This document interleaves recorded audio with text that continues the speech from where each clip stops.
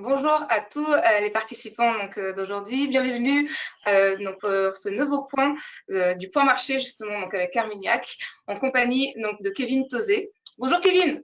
Bonjour. Bonjour. Alors un point marché qui est consacré à nos clients. N'hésitez absolument pas à poser vos questions, bien entendu. L'idée c'est de suivre un peu justement le cours classique de la présentation et de vous laisser la parole justement. Donc n'hésitez absolument pas. Alors du coup nous allons commencer par les principaux indicateurs, Kevin, et leur évolution. Du coup je vais directement sur la présentation et on y va. Donc Ouais, Kevin, que peut-on dire justement sur l'évolution des principaux indicateurs? Dis-moi. merci Men. Donc c'est vrai que si on regarde ce qui s'est passé sur le courant de la semaine dernière, il me semble qu'il y a quand même deux grands mouvements, en tout cas, qui sont passés. Le premier, c'est que on a vu des marchés d'actions qui ont rebondi très fortement, hein, et quand même remarquable, hein, de voir par exemple que les indices d'actions mondiaux ou les indices d'actions américaines dans le sillage de ce rebond très fort qu'on a vu la semaine dernière traitent aujourd'hui sur des niveaux de prix qui sont au-dessus des niveaux qui prévalaient avant que la Russie n'envahisse l'Ukraine. Donc c'est tout à fait, tout à fait remarquable. Qu'est-ce qui a amené ce rebond très fort? Il y a plusieurs facteurs. Le premier, donc, il est lié, on va dire, à l'évolution des discussions qui se tiennent entre les chefs de la diplomatie russe et les chefs de la diplomatie ukrainienne. Il n'y a rien de concret, mais on va dire avec le temps qui avance, la probabilité que il y ait une issue favorable au contexte actuel augmente. Il y a eu aussi d'autres bonnes nouvelles sur le front des marchés obligataires russes notamment, mais on pourra y revenir. Le deuxième facteur, c'est que la semaine dernière, et on va y revenir, il y a la Réserve fédérale américaine a remonté ses taux d'intérêt. C'était un facteur, on va dire, d'incertitude très fort, hein. Elle ne les avait pas remontés depuis 2018. Donc maintenant, on va dire ça, c'est fait, et ça a quelque peu soulagé les marchés d'actifs les plus risqués. Il y a un autre événement important, et là aussi on va y revenir, c'est sur ce qui s'est passé en Chine, et on a eu notamment des réactions très fortes, hein, une intervention du vice-premier ministre chinois, et dans le sillage de cette intervention-là, un rebond très fort de ce marché d'actifs chinois.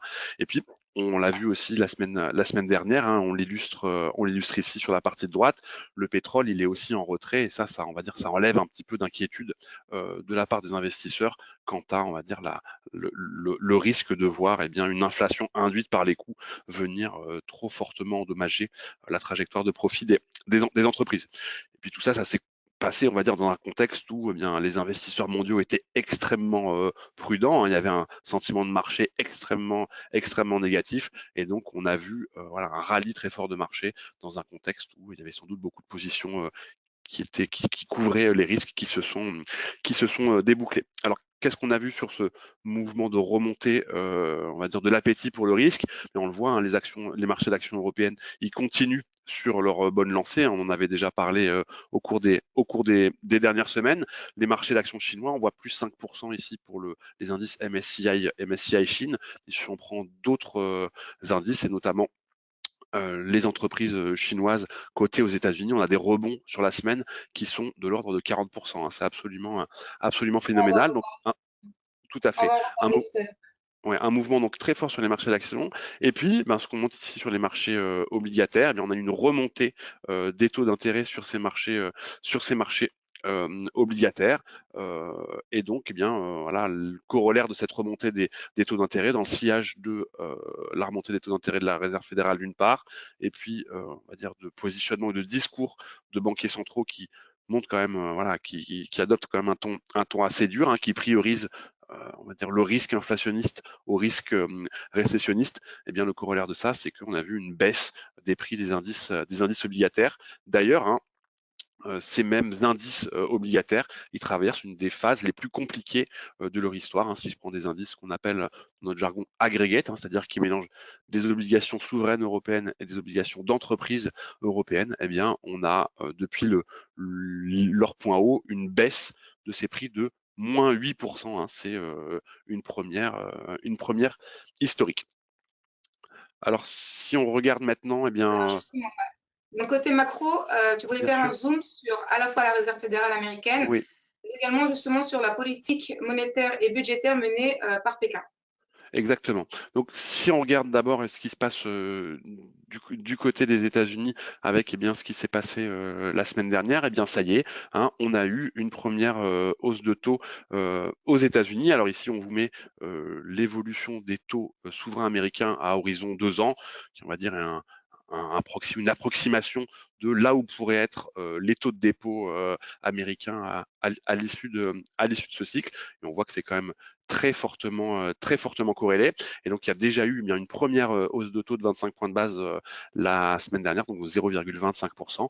Et on peut s'attendre à plus de hausses de taux encore. Hein, c'est-à-dire que, par exemple, chez Carmignac, on n'exclut pas du tout la possibilité de voir des hausses de taux pour le mois de mai ou pour le mois de juin qui ne seraient pas de 0,25 mais de 0,50%.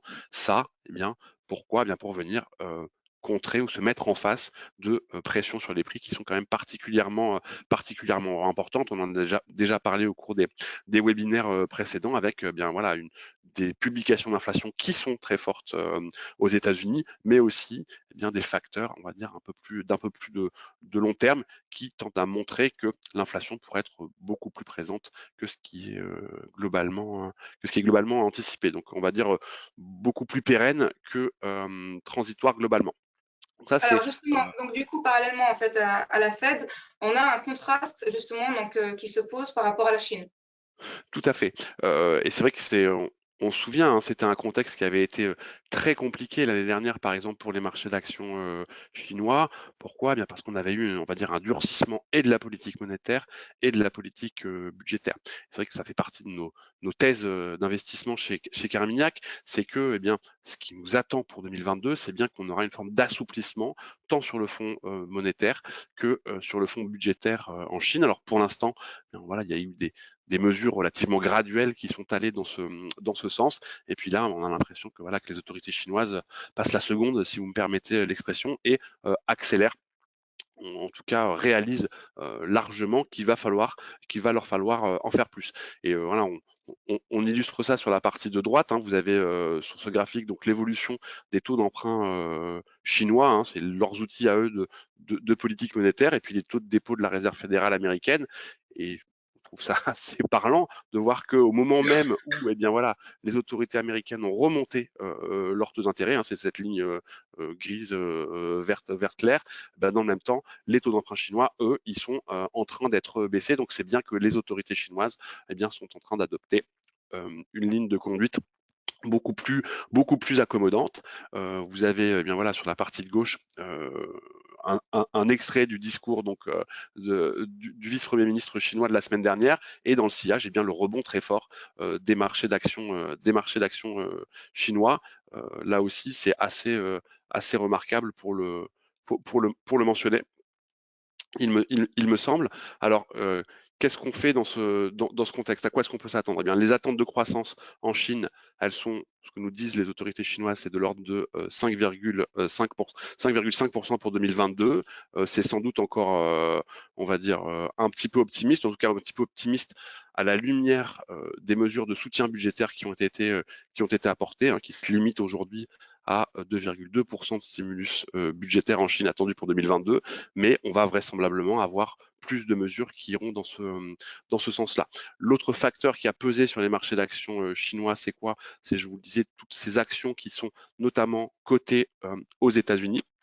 Elles aussi, elles ont largement souffert. Pourquoi? Parce que dans le sillage de la guerre commerciale et des tensions commerciales, on avait une administration Trump et puis une administration Biden, qui menace et qui va mettre en œuvre des procédures de décotation d'entreprises chinoises qui ne voudraient pas ouvrir leurs comptes à des auditeurs américains.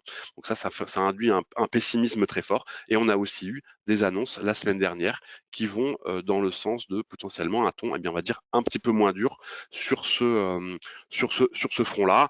Il y a d'autres facteurs. Hein. C'est vrai qu'il y avait par exemple beaucoup d'inquiétudes quant au fait que les autorités chinoises adoptent une position qui serait plutôt favorable au président Poutine. Je tiens à rappeler que voilà que les autorités chinoises maintiennent une position neutre, hein, c'est-à-dire qu'elles soutiennent la livraison d'armes ni à la Russie ni à l'Ukraine et qu'elles tiennent sur cette position-là pour le moment. Donc voilà, il me semble les facteurs qui étaient importants. Alors pourquoi est-ce que c'est particulièrement important aujourd'hui? Bien, c'est sur la partie microéconomique, hein. Quelle incidence ça a eu sur les marchés d'actions chinois? Eh bien, on le voit ici sur la partie de gauche. Donc, on vous a mis ici les primes de valorisation, hein, des indicateurs de valorisation sur des marchés d'actions chinoises, en l'occurrence des marchés d'actions chinoises hongkongaises. Et qu'est-ce qu'on voit? Eh bien, vous voyez que les niveaux de valorisation, donc les ratios cours sur bénéfice, sont sur les niveaux qui prévalaient en 93. Pour rappel, la taille de l'économie chinoise en 93 était 35 fois moins importante que ce qu'elle ne l'est aujourd'hui. Donc ça explique aussi le fort rebond de la semaine dernière. Et donc on comprend bien l'opportunité de long terme qu'il peut y avoir sur ces marchés. Alors certes, il y a de la volatilité sur les marchés d'actions chinois, mais il y a aussi clairement une source d'opportunité très forte. Donc ça, c'est sur une partie des marchés d'actions chinois, ceux qui sont, on va dire, ces sociétés chinoises cotées à Hong Kong. Et on vous a mis ici sur la partie de droite, hein, pour illustrer ce contexte de valorisation très déprimé, c'est, on va dire, ce potentiel de rebond extrêmement important.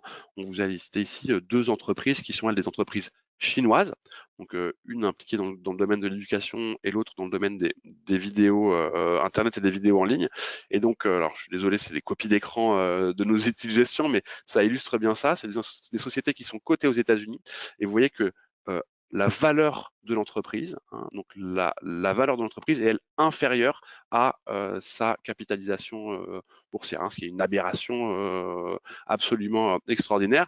Et donc en fait, bien voilà, vous achetez, vous investissez sur une entreprise qui dispose bien de niveaux de cash ou d'équivalent de cash, de liquidité plus importante que la valeur de leur dette auquel on pourrait soustraire la valeur de l'entreprise, ce qui est absolument, encore une fois, extraordinaire. C'est comme si on était payé pour investir sur ces marchés-là.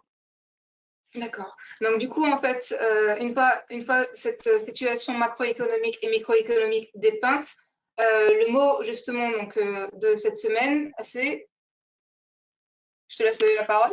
Ben oui, tout à fait. Donc on a pris un proverbe, un proverbe chinois, hein.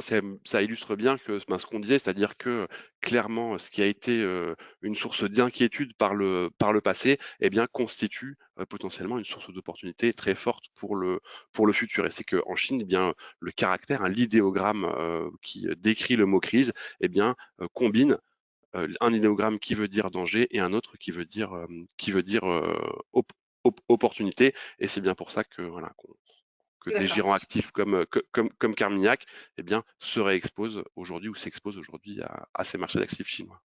Alors, pour faire écho justement donc, à ces opportunités et parler justement donc, d'allocation et d'idées, éventuellement d'allocation, un petit mot sur peut-être Carmignac émergent. Donc, ce qu'on a fait sur Carmignac émergent, on en avait déjà parlé il y a quelques semaines de ça. C'est qu'on est dans un contexte, on va dire, où il y a clairement des perspectives à moyen long terme sur les marchés émergents. On avait parlé de quels ajustements on avait pu conduire dans les portefeuilles dans le sillage de la crise russe, hein, avec eh bien l'incidence que ça pouvait avoir sur les matières premières et comment est-ce que ça pouvait impacter, on va dire, favorablement certaines économies et notamment en Amérique latine et à l'inverse en défavoriser certaines autres qui sont, on va dire, très tributaires ou sensibles aux importations de matières premières et aux importations de capitaux internationaux.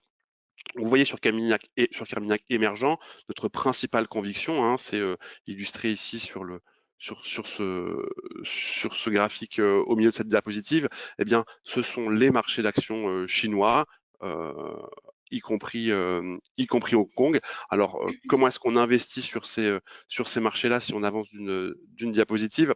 Eh bien, on y investit essentiellement sur les actifs qui sont très largement décotés. Et donc, on a parlé de ces fameux ADR, hein, donc ces sociétés chinoises qui sont cotées aux États-Unis, qui constituent la plus importante part de nos allocations à ces marchés. Là aussi, hein, c'est qu'il y a forcément, enfin, il nous semble qu'il y a le risque lié à la décotation de ces sociétés aux États-Unis, il est largement surestimé. Pourquoi? Eh bien parce qu'on estime, hein, on a fait des calculs à ce niveau-là, on estime que la base d'investisseurs qui ne pourraient plus acheter les sociétés chinoises cotées aux États-Unis, eh bien, elle est extrêmement, elle est, on va dire, assez faible, de l'ordre de 4 à 5 Et en fait, toutes ces sociétés qui, si elles étaient décotées aux États-Unis, eh bien, se retrouveraient automatiquement, en tout cas plus ou moins automatiquement cotées à Hong Kong. Pour plusieurs d'entre elles, c'est déjà le cas, hein. Donc, beaucoup de sociétés qui sont et cotées aux États-Unis et cotées à Hong Kong. Et pour celles qui ne le sont pas encore, il y a des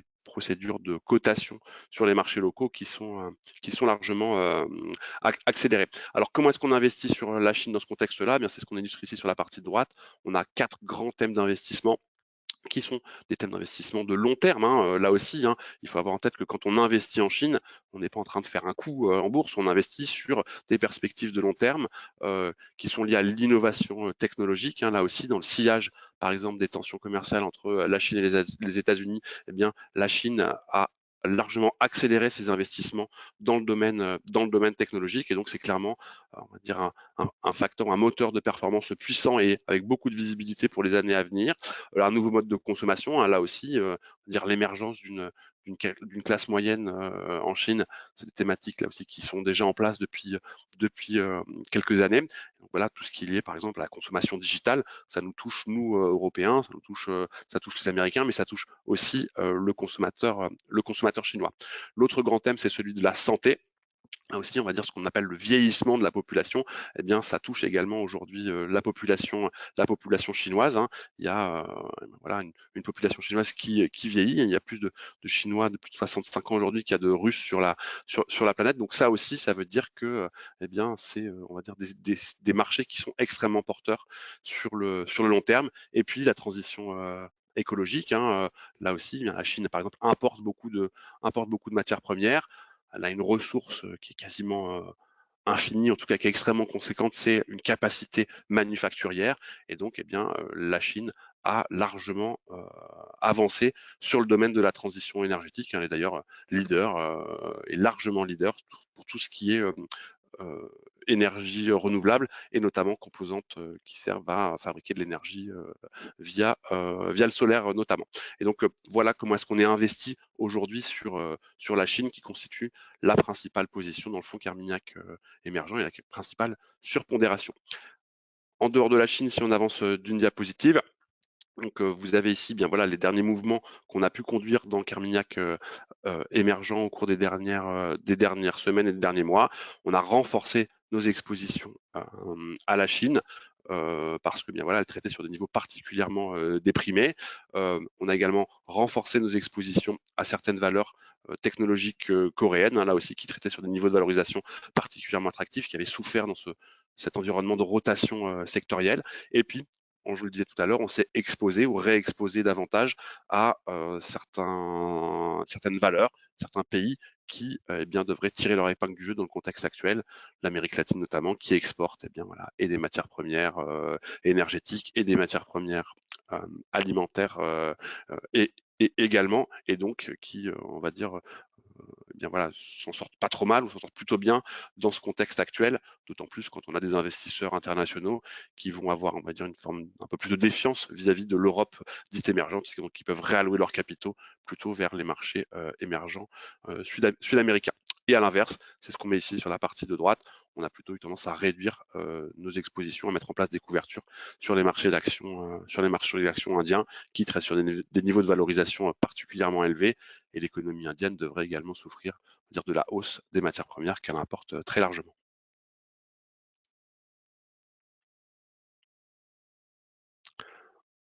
On ne t'entend pas, Imen. Oui, effectivement. Donc un fonds Carmignac émergent qui est à la fois disponible donc sur notre plateforme en direct, donc dans notre activité bourse et également justement dans notre assurance vie. Donc du coup, non à la question. Alors il y a plusieurs questions de la part justement donc, de clients. Donc je vais commencer par la première, à savoir donc la Banque centrale européenne. On a parlé effectivement à la fois justement de la Réserve fédérale américaine et éventuellement de la Chine. Quid justement de la Banque centrale européenne? Est-ce qu'aujourd'hui on a une vision peut-être un peu plus claire de ce que l'on doit attendre? Ça, c'est la première question. Alors, juste, Kevin, il y a plusieurs questions, donc voilà, dans la mesure de ton possible, peut-être des réponses un peu Bien sûr. succinctes. Ça marche, je vais essayer.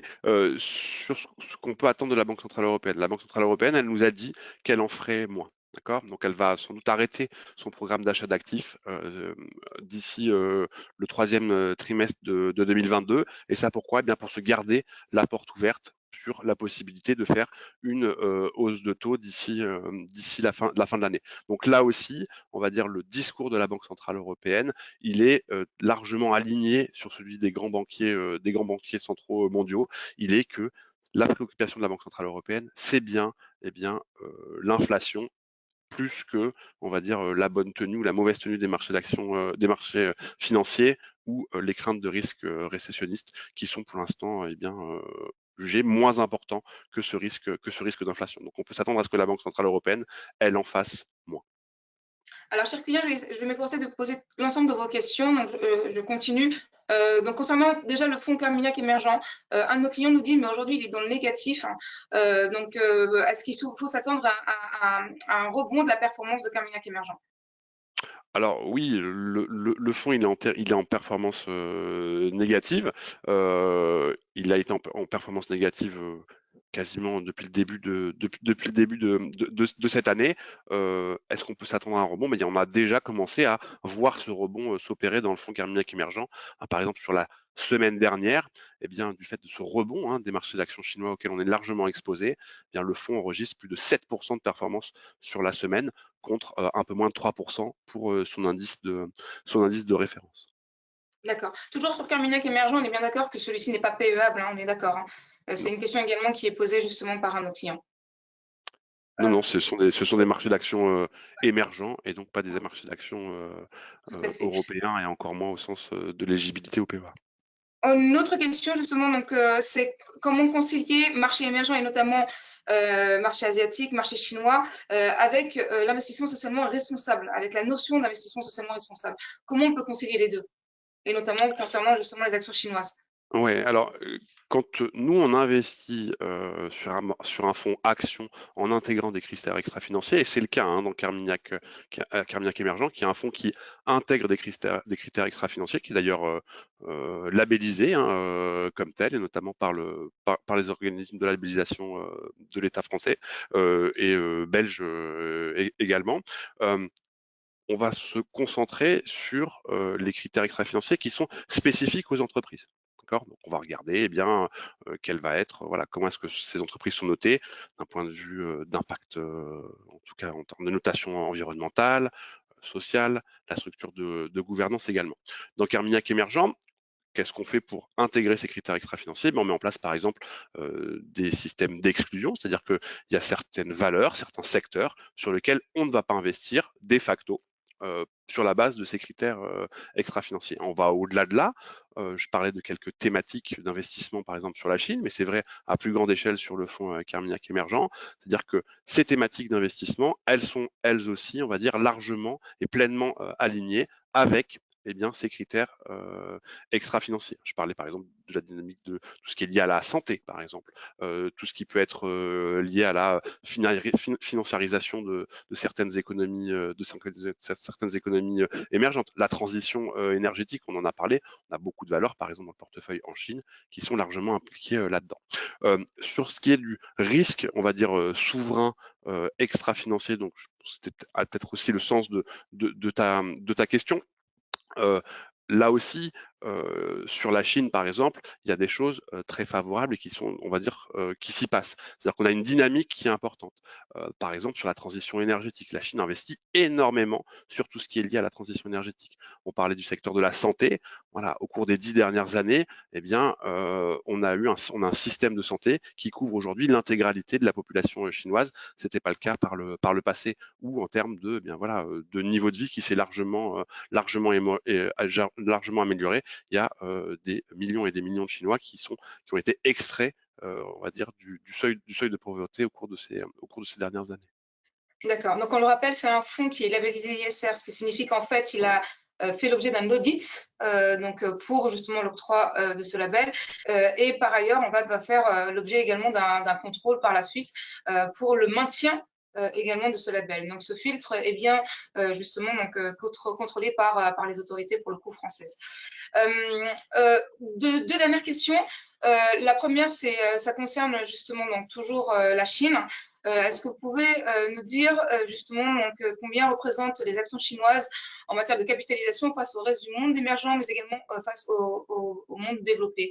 Est-ce qu'on a une idée aujourd'hui justement de ce que les actions chinoises représentent en termes de capitalisation éventuellement? Oui, bien sûr. Et je pense qu'il y a un facteur, on va dire, plus que la taille de la capitalisation boursière qui est importante, parce que là aussi, on a aussi une forme de, comment dire, parfois des exagérations sur ces marchés-là. Ce qui est vraiment important, c'est de se dire que aujourd'hui, investir en Chine, c'est avoir accès à, on va dire, au deuxième plus grand pool au monde en termes de valeur de croissance. Et ça, c'est quand même quelque chose qui est extrêmement important. C'est qu'il faut aussi regarder, on va dire, plus que la taille du marché d'actions boursiers chinois aujourd'hui, eh bien, qu'est-ce qui pourrait être demain. Et on a un vivier d'entreprises chinoises qui est extrêmement importante. Et après les États-Unis, c'est la deuxième plus grande, on va dire, place mondiale dans laquelle on peut trouver ces valeurs de croissance, et donc ces valeurs qui sont, on va dire, promises à un avenir qu'on estime radieux et extrêmement prometteur. D'accord. Donc, bon, écoutez, je vais terminer justement avec ce mot de la fin, sachant qu'il y avait juste une question. Donc, tu viens d'apporter de toute façon, Kevin, un élément de réponse avec la Chine et les actions chinoises. C'est face à cette configuration des marchés financiers, face à cette macroéconomie, que faire justement par rapport à nos investissements, quel avenir justement est-ce qu'on peut percevoir. Et, On s'efforcera de répondre à ces questions tout au long justement des différentes séances du point marché. Je vous retrouve donc avec Kevin dès la semaine prochaine pour une nouvelle session du point marché avec Herminac. Je vous remercie énormément. Merci énormément Kevin aussi. merci, Et puis donc je vous dis à la semaine prochaine. merci, au revoir. Au revoir.